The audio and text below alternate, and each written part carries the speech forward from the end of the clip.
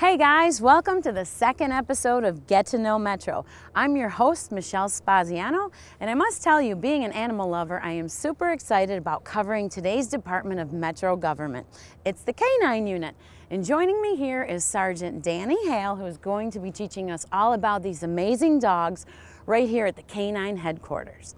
So Sergeant, welcome. Thank you. Thanks for coming out. Yeah, I'm really excited. I'm an animal lover, huge animal lover, and I know these dogs are amazing animals and we want to learn all about them. So tell us, where do you find these dogs? Most of these dogs here that are with the Nashville Metro Police Department, they come out of a kennel in Denver, Indiana called Bonlick Kennels. I don't know if you've seen the episodes of Alpha Dogs, but that's exactly where the dogs come from. These dogs are somewhere around $8,000 a piece is the purchase price for them. They come in here with virtually little to no training, and we take it from there. Okay, so you have to purchase these dogs. Are they specially trained for the job? Is from puppies or? Pretty much. They're raised to do the job they do here. They're raised as far as their search drive, as far as their aggression. These kennels of these natures, they guarantee the health in their hips, and because a lot of German Shepherds have hip issues, so you have to make sure that these dogs are healthy, and if they can't work out, then they have the guarantee they'll take them back and give us another one. Well, I think you just answered my second question, Sergeant, which was, what kind of dogs do you use? Is it always German Shepherds? Not always. We do use the Belgian Malinois, which is more of a slimmer, the way I describe them is they're pretty high drive German Shepherds. They're slimmer, they're lower, their hair is a little bit thinner, but they're pretty much along the same lines. They just got a very, very high drive about them. Why those two particular breeds of dogs? Basically because of the work ethic that both dogs have. Neither dog does everything perfectly, but they're pretty much the jack of all trades. And is it because they have, is part of it because they can smell? Well, they do the scent work. You find some dogs, such as some people say the bloodhound has a better work as far as the scent drive and things of that nature. But these dogs have to be aggressive and on and on and on. It's just a lot of things go into their training. Okay, and when they train them, do they train them from the time they're little puppies? They start socializing and start from that point up. You don't put much control on them until they get to be about 10 months to a year old. Oh wow, that old before they really get into the nitty gritty, huh? And okay, now does each dog have a handler or a partner? Or we do. When we get the dogs back here, we try to pair them off with almost personalities, and we bring them in so these dogs and handlers can work together. The dog does work for one handler.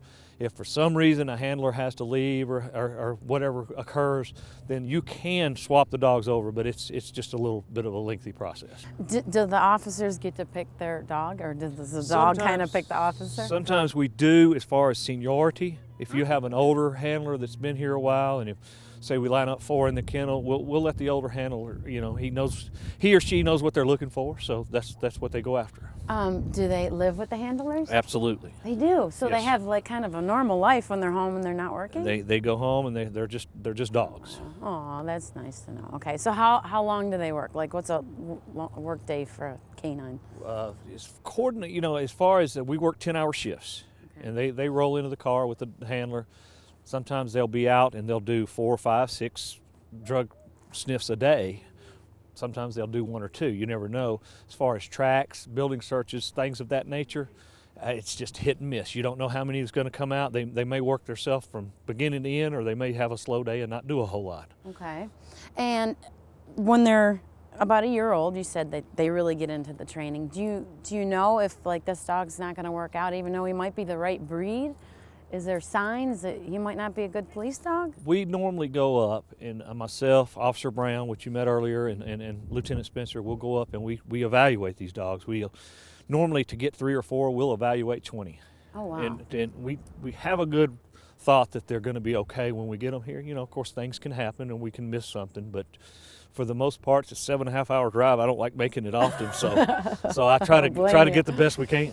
Okay, so you go all the way up to this place to purchase the dogs, and is it a specific breeder that breeds them that you purchase them from? Most of these dogs are imported. They come out of Czechoslovakia, Holland, okay, different places like that. This guy, this Ken Licklider, Von Lick Kennels, he basically brings all these dogs in. When you roll into his kennels, if you looked at our kennels up on the hill there, we have 10 stalls.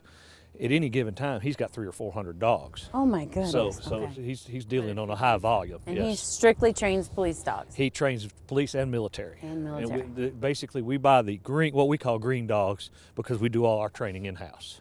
So he trains them when they're a year old. He basically imports them, and they're pretty much certified to do what we need them to do, and then we finish them off here. Now you said you had kennels up there. What do you mean for what? The dogs just in between shifts, or? Well, a lot of times you have guys that are on vacation, things of that nature, and they bring them out here because they're in a secured facility and we can take care of them. Now, do you give the dogs orders in a regular language? Is it a different language? Most every dog that comes in here is, because they are from Europe, are trained. Their beginning training is in German, and what we do is sort of a modified Southern German, but we try hard. I'd like to hear a little bit of that if you would. Well, the down command is PLATZ. If you want the dog to bite somebody, it's PACKEN. Oh Lord! But you heard him, bleiben. That's stay. Now they're partners, correct? Those two? Absolutely. Okay. So can you give the dog the command? Will he do the same thing for you with the right command? He's not going to enjoy. He's not going to allow me to take control like that. Oh, you know, so he knows. If I walked out there now, he's really not going to allow me to take control, especially with his handler standing there. Oh, okay, very interesting. Okay, and before we get in with the dogs, I just want to ask you this. After you give the command, what was it called, to attack? PACKEN. PACKEN. After you give that command, have you ever had a dog, do you say another command to make them stop? Yes, absolutely. I mean, when you'll see the what we call the apprehension phase here in a few minutes, and basically they have to recall. They can't.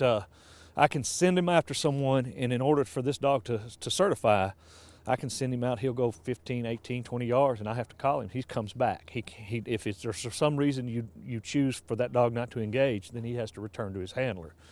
If he actually makes contact, you'll hear him out here. The command is out or aus in German, Southern German as we call it, and he'll let go and come back to his handler. That's there are basic levels of training, but we always go way above the basic levels because Metropolitan Police Department is just, we carry that high standard. We've led a lot of departments. They look to us for our training. So if you notice today, you've got Murfreesboro here. Murfreesboro Police Department, they train their dogs here because we're good at what we do. I don't mind patting Bo Brown on the back. You're the best is what you do, right? Couple more questions. How do you know when the dog's ready to retire? And once it is ready to retire, where do they go? Where do they live? The handlers are retired. I mean, the dog is retired to their handlers, vice versa, maybe. I may be retired to mine. I'm just getting so old. But the issue is they go home with the handler. Handler gets first option. They always take first option. And a little known fact, the metropolitan government here in Nashville and the city and the council passed an ordinance that these dogs would be taken care of until they meet with their demise, and that is, as far as I know, the only only government that has ever passed an ordinance to that effect. Okay, so they're definitely taken care of when they're done working. And the government is backing them 100%, which we appreciate. And so on their off time, they're just regular dogs at home with their handler. They can play, they can socialize with other people and stuff. Pretty much. I'm handling my fourth dog, and pretty much they're just, family members. They hang around the house, and I mean, don't get me wrong, they don't run the yard per se. They have a kennel system. Only time they're out is when somebody's there to handle them. Okay. Well, you've been so informative, and I'm really excited to get in there and watch what they really do, hands-on, and maybe give a command or two if they'll let me. You never know. Of course, the dogs might not listen to me, but what the heck, I'll try it, right? Okay. There you go. Well, thank you. Thank you. You ready? Let's go meet do the it. dogs.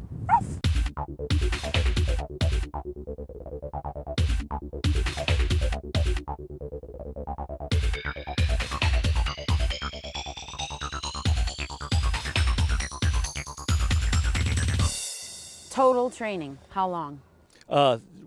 The minimum is 400 hours. We normally take, for the patrol dogs, it's 400 hours. Most of these dogs are cross-trained for either, they do the patrol work, and the patrol work is basically finding people. and tracking, felony tracking, building searching, things of that nature, evidence search. Once they get through with that training, they go into either narcotic or explosives training, which is another 10 or 12 weeks. So, if, the handler handling the dog, you've got a trainer that takes care of everything. Once these dogs are fully trained and everything's done, they different people have different opinions, but $18,000 to $25,000 is what they're considered being worth that. So that's an expensive police dog. Absolutely.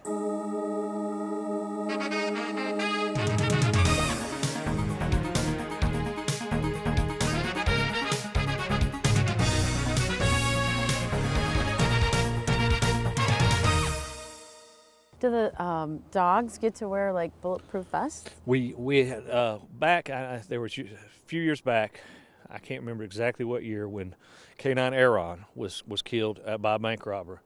They did buy the vest. The problem with the vests is, number one, if it's very hot, the dog can't tolerate that heat on them. And most every dog that has been shot in the line of duty, they get shot in the frontal area because they're coming at whatever the threat is. And so it only covers the side. It's not basically set up the way we are. So it's a good thought, and in certain situations, in certain tactical situations, you can use the vest, but for the most part on a daily basis, it's just not practical. So, when we get shot at, we run away. Well, the dog is absolutely trained to run toward the gunfire. He never backs away. Even though we're all ducking, he's going straight at it. That's what his job.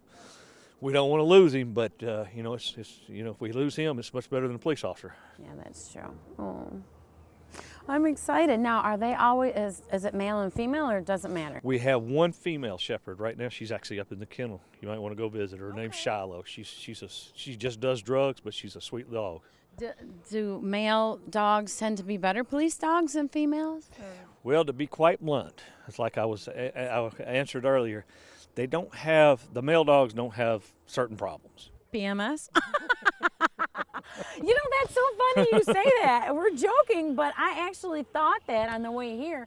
Can you ever tell if the dog doesn't feel good, or they have their bad days. They're just like we are. They have their good days and their bad days. So okay. even the males, they're moody too. That's true.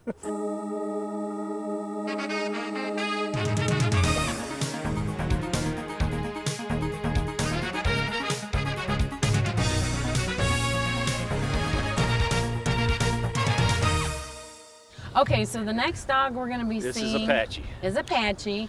He does all the non-aggressive tracking. So this is the one and only dog we have that does non-aggressive tracking for like Alzheimer's patients, missing children, things of that nature.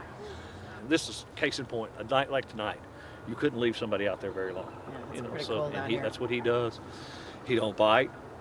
We don't do any aggression with him. Okay, so he's a nice one. Yep. And how many people has he found?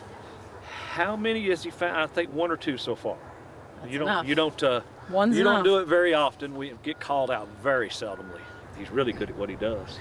And he also is cross-trained for narcotics. Who gets to name the dogs? Is it the handlers? We sort of name. They come with a name, but most people don't like their name when they come in here, so we rename them. Oh, okay.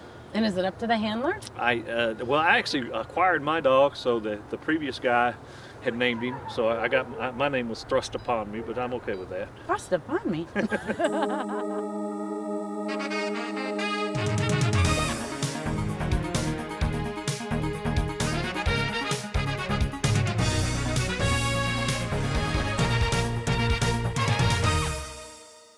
So what are we going to be seeing with the dogs right now? They're going to run through some training? I think it's the cool part. I think it's the part where the dogs bite.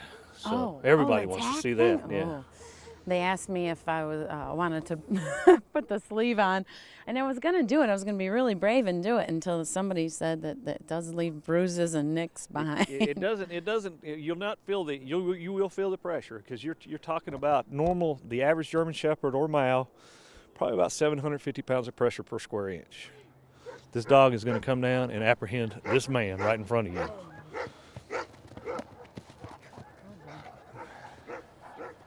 And let me assure you, he's biting him hard.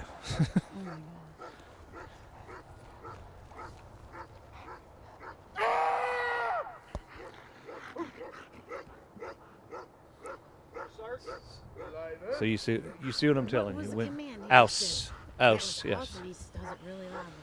Well, you know, I've always been, I always tell people when we do different demos, you know, that dog can actually hear probably a fly land over on that car, but we feel the need to scream at them. I don't know why we do it. It's because they're not deaf. I feel like I want to clap for that dog. That was amazing. These dogs don't mind being clapped for. Oh, okay, good. They're a little bit hams. What was that one's name again? That was what's that dog's name? TK. I was going to say KT. Good job, TK! Woo-hoo!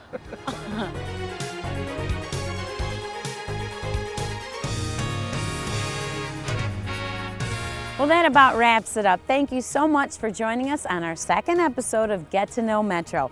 I hope you've enjoyed learning about the K9 unit as much as I have. Please join me here every Saturday night at 7 p.m. on Metro 3.